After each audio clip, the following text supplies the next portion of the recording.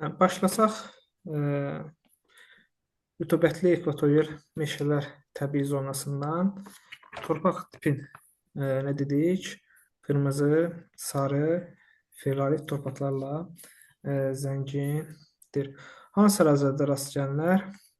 Amazon ovalığında, Kongo hövzəsində, daha sonra Zond adalarında, burada Zond ada, Sumatra, Yava, Kalimantan, Sulawesi, Moluq kimi adalarda, Yeni Qvineyada, Filippin adasının bir hissəsində, Malakka yarımadasının bir hissəsində rütubətli ekvatorial meşələrə rast gəlinir. İki iqlim qurşağında rast gəlinər bu təbii zona. Bir ekvatorial iqlimin özündə, bir də ki subekvatorial iqlimdə,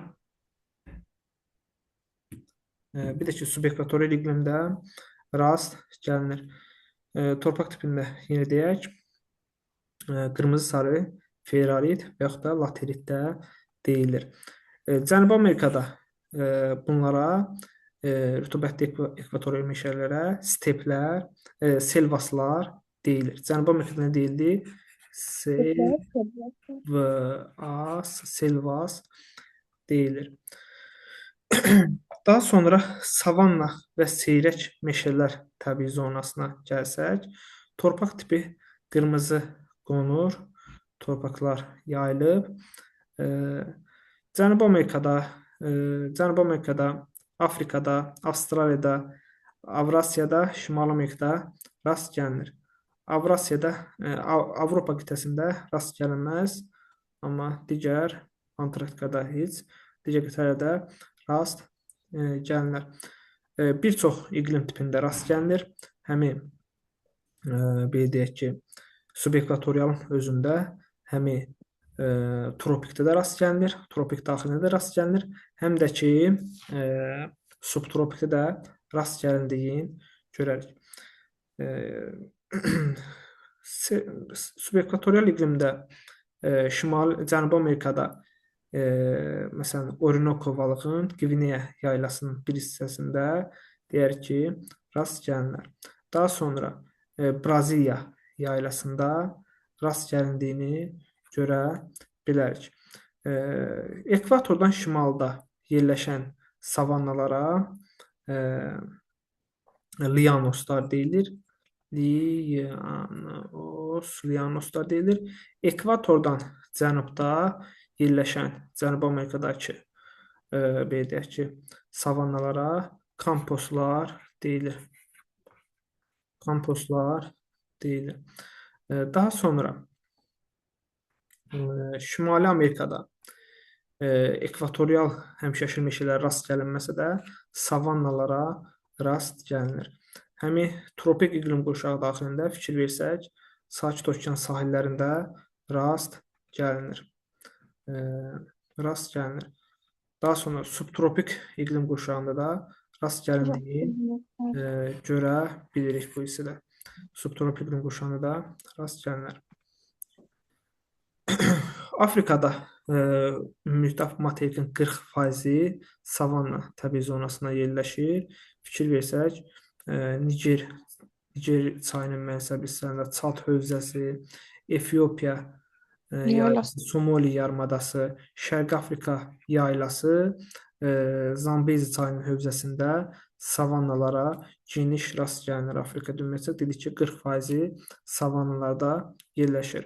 Afrikada da həmi belə deyək, ekvatorial iqlim daxilində, həmi fikir versək, həm ekvatorialda, həm subekvatorialda, həm də ki, tropik iqlim qurşağı daxilində savannalara rast gəlinir.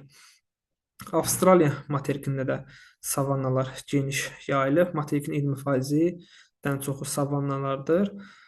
Materikdə hansı hissələr deyə bilərik? Arximед yarımadasında, Cape York yarımadasının qərb sahillərində savannalara rast gəlinir. Böyük su ayrıcı dağlarının qərb ətəkləri boyunca fikir versək, ta ki Böyük Avstraliya körfəzinin sahillərinə qədər savannalar geniş yayılıb. Fikir versək, Avstraliya materikinin cənub şərqində subtropik iqlimdə, tropik iqlim daxilində savannalar rast gəlinir.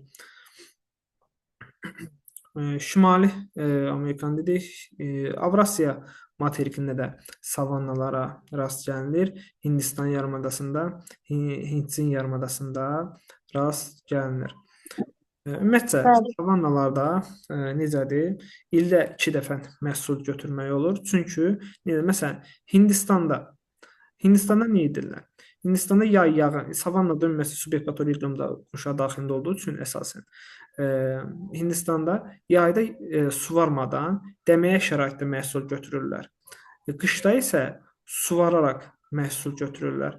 Yəni hər zaman istilik olduğu üçün, qış və yay isti olduğu üçün burada ildə 2 dəfə məhsul götürə bilirlər.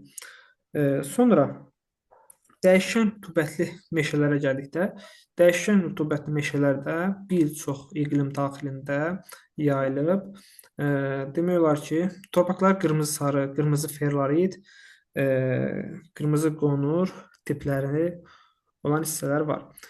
Fikir versək, bir ekvatorial iqlim qurşağı daxili qeyd edək ki, ətrafında yayılıb Cənubi Amerikada. Bax bu hissələrdə ekvatorial iqlim qurşağı qeyd edək ki, ətrafında dəyişkən rütubətli meşələr yayılıb. Bir də ki, əsasən isti cərəyanlar keçən hissədə, məsələn, soyuq isti Braziliya cərəyanı keçən hissədə, məsələn, Cənubi Amerikanın şərq sahillərində, Atlantik okean sahillərində rast gəlinir. Fikir versək, yenə də isti cərəyan, Qolf sistem cərəyanı keçən yerdə nədir? Burada Florida yarımadasında, Mississippi çayının mənsəbi hissəsində, Yucatan yarımadasında, burada məsələn Panama ölkəsi falan qeyd edə bilərik ki, dəyişkən rütubətli meşələrdə yerləşir. Afrika materikində də yenə də ekvatorial iqlim qurşağının qeyd edək ki, ətrafında dəyişkən rütubətli meşələrə rast gəlinir. Afrika materikinin şərqində fikir versək, rast gəlinmir savanna. Materiklərin şərqində dəyişkən rütubətli meşələr olsa da, Afrikanın şərqində dəyişkən rütubətli meşələr yoxdur. Avstraliya materikinin şərq sahillərində yenə də Şərqi Avstraliya isti cərəyanının təsiri ilə tropik iqlim olsun, subekvatorial iqlim olsun və yaxud da subtropik iqlimdə də yenə də materikin şərq sahilləri boyunda biz dəyişkən rütubətli meşələri görə bilərik. Daha sonra Hindistan yarımadasında fikir versək, Ərəbistan dəniz sahillərində Hindqanq çayının mənsəbi hissəsində görə bilərik. Hindsin yarımadasının okean sahili hissələrində biz görə bilərik. Malakka yarımadasının şimal hissəsində yenə də biz dəyişkən rütubətli meşələri görə bilərik. Yenidən isti cərəyan, Kuroshio cərəyanının təsiri ilə Asiya qitəsinin sakit okean sahillərində subekvatorial, tropik, mülayim iqlim qurşaqları daxilində biz dəyişkən rütubətli meşələri görə bilərik. Böyük Çin düzənliyi, Yansi, Xuanxe çayların mənsəbi, Koreya yarımadası, Yaponiyanın adaları, bu hissələrdə Amur çayının hövzəsində biz dəyişkən rütubətli meşələri görə bilərik. Fikir versək, Filippin adasının şimal hissəsi dəyişkən rütubətli meşələr, bir hissəsi isə ekvatorial meşələrdədir. Halbuki Filippində iqlim olaraq subekvatorial olsa da, Filippində savannalara rast gəlinmir, subekvatorial olsa da. Daha sonra növbəti təbii zonamız olsun səhra və yarımsəhra təbii zonası. Səhra yarımsəhra təbii zonası, yenə bu da bir çox iqlim qurşağı daxilində bu təbii zona yayılıb. Tropik olsun, subtropik olsun, mülayim iqlim qurşağı olsun. Bu iqlim qurşaqlarından səhra və yarımsəhra təbii zonasına rast gəlinir. Torpaq tipi boz qonur torpaqlardır. Heyvanat aləmi zəifdir. E, Bayaq dediyimiz kimi də burada əsasən sürünənlərdən, bitkilərdə əsasən tikanlı bitkilər, akasiya falan olur. E, Afrikada vahələrə, qurut suyunun səviyyəsi yüksək olan ərazilərdə vahələrə rast gəlinir. Hansı ərazilərdə olar? Bu da məsəl üçün soyuq cərəyan keçən yerlərdə, materiklərin qərb sahillərində, soyuq cərəyan keçən hissələrdə, məsələn, Kaliforniya yarımadasında görə bilərik. Daha sonra Cənubi Amerikanın qərb sahillərində soyuq periyod cərəyanı təsiri ilə burada materikin qərb sahillərində səhra və yarımsəhra landşaftının, hətta ən quraq səhra, Atacama səhrası burada yerləşir. Afrika materikində yenə də soyuq kanal cərəyanı, burada səhra və yarımsəhranın mərkəzi hissələrində də materikin daxili region olduğu üçün kontinentallığın çox olması ilə səhraların geniş yayıldığını görə bilərik.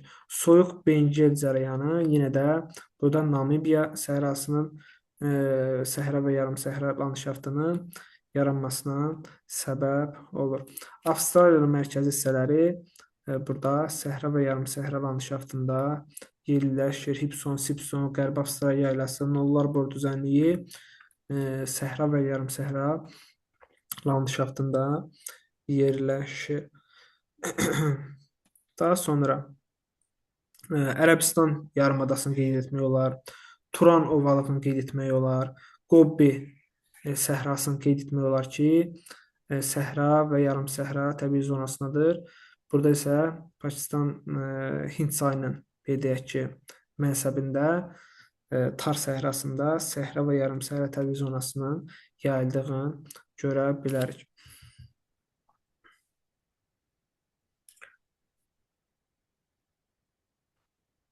Daha sonra səhradan sonra biz codyarpaqlı meşə və kolluqları desək, torpaq tipi qəhvəyidir. Əsasən materiklərin subtropik iqlim qurşağı daxilində qərb hissələrində rast gəlinir. Subtropik iqlim qurşağı daxilində materiklərin qərb hissələrində rast gəlinər. Codyarpaqlı meşə və kolluqlar. Torpaq tipi qəhvəyidir. ABŞ-ın Kaliforniya ştatında Aralıq dənizi sahillərində, fikir versək Qara dənizin sahillərində də rast gəlinir. Məsələn, ərazi olaraq burada Pireneya yarımadası, Apennin yarımadası, Balkan yarımadası, Kiçik Asiya yarımadası, Afrikanın şimal hissələrində codyarpaqlı meşə və kolluqların yayıldığını görə bilərik. Sitrus meyvəçiliyinin inkişaf etdiyi təbii zonadır. Materiklərin qərbində Çilində rast gəlinir. Carda, Cənubi Afrika Respublikasının materikin cənub hissəsində rast gəlinir. Daha sonra Avstraliya materikinin həm subtropik Aralıq dənizi vilayətində, iqlim vilayətində, həm də ki subtropikin bərabər rütubətli tipində Avstraliyada yayıldığını görə bilərik.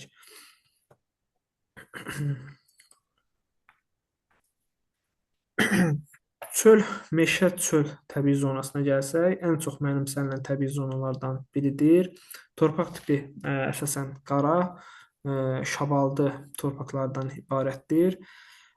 Çöllərə hansı ərazilərdə rast gəlinir? 3 materikdə rast gəlinir. Şimali Amerika, Avrasiya, Cənubi Amerikada çöl və meşə çöl təbii zonasına rast gəlinir. Və belə deyək ki, Avrasiya materikində çöllərə steplər deyilir. Steplər deyilir. Hansı ərazilər əhatə edir? Məsələn, Şərqi Avropa ölkələrində, məsələn, Qara dəniz sahillərində, Rusiyanın cənub hissəsində, Qazaxıstanın, Monqolistanın, Çinin şimal hissələrində rast gəlinir. Yenə də deyək, ən çox mənimsənilmiş torpaqlı steplər deyilir. Avrasiyada steplər deyilir. Şimali Amerikada bunlara prairie deyilir. Prairie deyilir. Kanada və ABŞ-ın mərkəzi hissələrində yayılıb. ən böyük taxılçılıq zonaları hesab edilir. Yəni ən çox taxıl əkinləri bu məhsuldar torpaqlarda əkilir. Kanada və ABŞ-ın mərkəzi hissəsində, Meksika körfəzi sahillərində də biz çölləri görə bilərik. Avrasiya materikində çöllər yalnız mülayim iqlim qurşağı daxilində, yox, bu hissədə tropikdə görə bilərik. Şimali Amerikada da yenə də həm tropik, həm də ki, mülayim iqlim qurşağı daxilində yayıldığını görə bilərik. Çöl və meşə çöl təbii zonasına. Bir də dedik ki, digər materik olan Cənubi Amerika materikində rast gəlinir. Cənubi Amerikada materikində çöllərə pampalar deyilir. P-A-M-P-A. Cənubi Amerikada pampalar deyilir.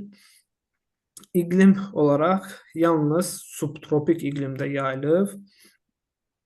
Cənubi Amerikada torpaq tipi digərlərində qara torpaqlar olsa da, burada torpaq tipi rütubətlənmə əmsalı daha çox olduğu üçün burada torpaq qırmızı qara torpaqlar olacaq. Qırmızı qara torpaqlar olacaq. La Plata ovalığında, Argentina və Uruguay ərazilərində rast gəlinir. Məhsuldar yəni torpaqlardır. Cənubi Amerikada çöl və meşə çölə pampalar deyilir. Daha sonra gələr enli yarpaqlı meşələr. Enli yarpaqlı meşələr də mülayim iqlim qurşağı daxilində geniş sahə tutur. ABŞ-da göllər, böyük göllər ətrafında yayılıb. Torpaq tipi əsasən qonur torpaqdır. Qəhvəyə rast gəlinir. Əsasən qonur torpaqlar yayılıb. Enli yarpaqlı meşələrdə qonur və yaxud da qəhvəyə torpaqlar yayılıb. Avrasiya materikində isə demək ki, Avropanın böyük bir hissəsi enli yarpaqlı meşələrdə yerləşir. Enli yarpaqlı meşələrdə yerləşir. Daha sonra Cənubi Amerikada rast gəlinir. Patagoniya yaylasında rast gəlinir. Avstraliya materikində rast gəlinmir. Yeni Zelandiya adasında rast gəlinir. Avstraliya deyir ki, rast gəlinmir. Afrikada rast gəlinmir. Daha sonra gələr tayqa, iynə yarpaqlı meşələr. Tayqa meşələri. Torpaq tipi podzoldur. Tayqanın torpaq tipi podzoldur. Hansı əraziləri də olar? Bir dənə onun bir xüsusiyyət deyim. Enli yarpaqlı meşələr fikir versək, Avrasiya materikindən materikin mərkəzinə getdikcə azalır. Sahəsi azalır. Çünki kontinentallıq artdıqca enli yarpaqlı meşələrdə Avrasiya materikində mərkəzə getdikcə və yaxud da şərqə getdikcə də sahəsi azalır. Fikri düz olacaq. Testdə qarşımıza çıxa bilər. Tayqa isə kontinentallıq artdıqca tayqanın sahəsi genişlənir. Skandinaviya yarımadasında rast gəlinir Avrasiyada. Torpaq tipi tayqa nə dedik? Yəni podzal torpaqlar dedik. Rusiyanın Avropa hissəsində, Asiya hissəsində geniş ərazini tutar. Demək ki, tayqa. Şimali Amerikada da rast gəlinir tayqa təbii zonasına. Oxud dənizi sahillərində də tayqa, Saxalin adasına da tayqa təbii zonasına rast gəlinir. Daha sonra gələr tayqadan sonra deməyək, bir dənə qarışıq meşələr qaldı. Qarışıq meşələri bu da ad olaraq verməyib, rəng olaraq. Qarışıq meşələr tayqa ilə enli yarpaqlı meşələr arasında olur. Tayqa ilə enli yarpaqlı meşələr arasında bir hissəni qarışıq meşələr tutur. Bu qarışıq meşələrdə yəni biri var enli yarpaqlı meşə olar, bir də var enli yarpaqlı. Burada hər ikisinə rast gəlinir. Torpaq tipi isə çimli podzal, çimli podzol torpaqlar olur. Daha sonra gələr tundra və meşə tundra təbii zonası. Torpaq tipi tundra qleyli və yaxud da e, tundra bataqlıq kimi torpaq tipləri yayılıb. Burada yalnız şimal materiklərində rast gəlinir. Tayqa kimi cənubda rast gəlinmir. Avrasiya və Şimali Amerikada. Şimali Amerikada məsələn Hudson körfəzi sahillərində rast gəlinir. Labrador yarımadasında rast gəlinir. Daha sonra Şimali Avrasiya materikində də Qıdan, Yamal yarımadalarında, Taymır yarımadasında, Çukot yarımadasında bu hissələrdə rast gəlinir. Tundra və meşə tundra. Torpaq tipi dedik ki, tundra qleylidir. Ot örtüyü demək olar ki, alçaq otlardan ibarətdir. Seyrək talalar şəklində meşələrə rast gəlinir. Daha sonra Arktik səhralar gələr. Arktik səhralar Antarktika materiki, Şimal Buzlu Okeanın adalarında, Qrenlandiya da materikində rast gəlinir. Burada demək olar ki, torpaq tipi yoxdur, ibtidai torpaqlardır və bitki örtüyü kasıbdır. Heyvan aləmi kasıbdır. Heyvanat aləmi bitki örtüyündə yalnız yay aylarında buzdan azad olan yerlərdə vahələr yaranır. Burada da vahələrdə mamır və şivyə kimi bitkilər bitir. Heyvanlar şimalda